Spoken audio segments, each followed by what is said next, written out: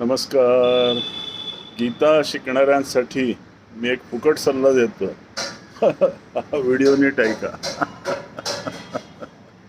विशेष करून तुम्ही जर ज्येष्ठ नागरिक असाल, साठीच्या पुढचे, तर तुमच्यासाठी हा उपयोगी सल्ला आहे. काय सल्ला आहे? अगदी सोपं आहे. जर तुम्हाला संकट आलं असेल की आता या वयात आमचं की पाठांतर वगैरे होऊ शकत नाही, आम्हाला सवय नाही आता पाठांतर करायची, तर 700 श्लोक पाठ केव्हा करणार आम्ही? मग 3 मार्ग आहेत त्यासाठी. गीता पाठ करायला 3 मार्ग आहेत. कुठले कुठले? पहिला मार्ग आहे पिप्पिलिका मार्ग. पिप्पिलिका म्हणजे संस्कृतमध्ये मुंगीला म्हणतात.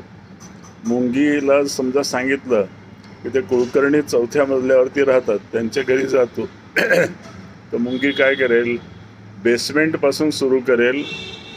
पहिली पायरी, दुसरी पायरी, तिसरी पायरी करत करत ते बरोबर 100 पायऱ्या आहेत माझ्या फ्लॅटसाठी.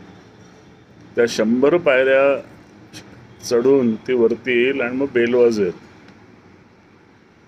वेळ लागेल त्याला, पण she will be very thorough.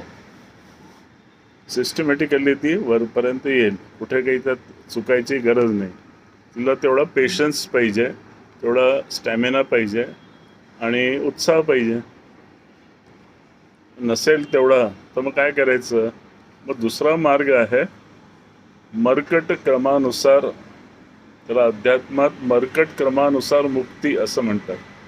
मर्कट क्रमानुसार म्हणजे काय? तुम्ही जंगलामध्ये म्हणजे जात असाल किंवा बघितलं असेल तुम्ही डिस्कवरीवरती वगैरे, माकडं कसे एका फांदीवरून दुसऱ्या फांदीवरती कसे उड्या घेतात,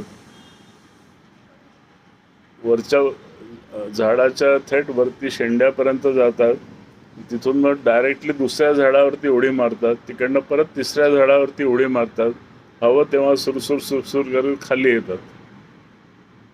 त्याला मी म्हणतो मर्कट क्रमानुसार गीता शिकणे. ही पण चांगली मेथड आहे.